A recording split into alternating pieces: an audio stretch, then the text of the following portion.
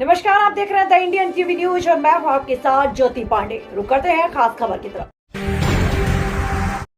Colonel Kirorimal Bainsla और उनकी वैभवता। जब कोई व्यक्ति अपने साहस और दृढ़ता से आगे बढ़े तो पर्वत झुकते हैं, हिम पिघलती है, नदियां रास्ता देती हैं और वह वट वृक्ष बन जाता है।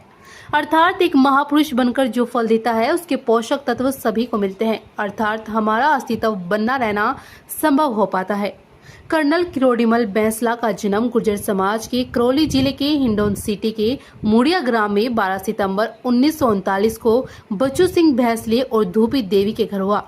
गुर्जर समाज अक्सर पशुपालन तथा खेती से अपना जीवन यापन करता है। कर्नल बैंसला लीग से हटकर शिक्षा को अपना शास्त्र बनाया और 1961 के अंदर भारतीय सेवा में भर्ती हुए।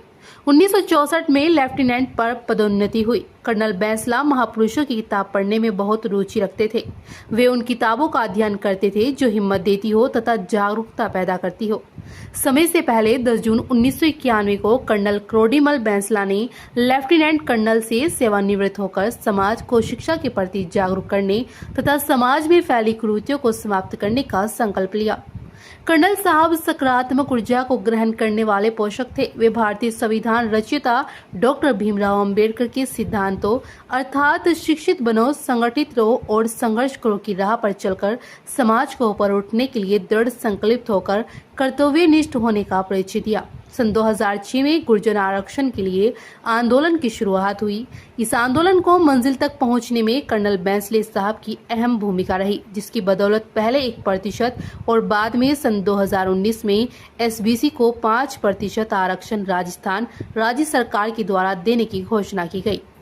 5% आरक्षण की बदौलत से गुर्जर समाज के युवाओं में शिक्षा के प्रति जागृति बढ़ी तथा आर्थिक स्थिति मजबूत होती नजर आई। परंतु विडंबना की बात यह है कि समाज एक बार जागृत होकर वापस सोता हुआ नजर आ रहा है।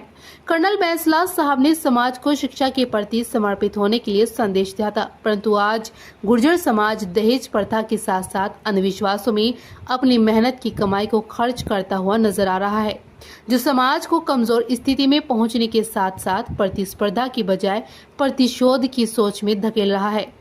इस महान पुरुष की जयंती पर संपूर्ण मानव जाति को भाईचारे को बढ़ावा देने का संकल्प लेते हुए प्रतिशोध के स्थान पर प्रतिस्पर्धा की मुहिम का हिस्सा बनकर कलम और किताब से दोस्ती करते हुए वर्तमान समय में महत्व को समझते हुए आने वाले कल के लिए कर्तव्यनिष्ठ होना चाहिए।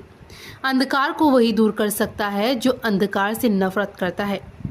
देवेंद्र कुमार मेहरडा, डोकन, पाटन सीकर, राजस्थान।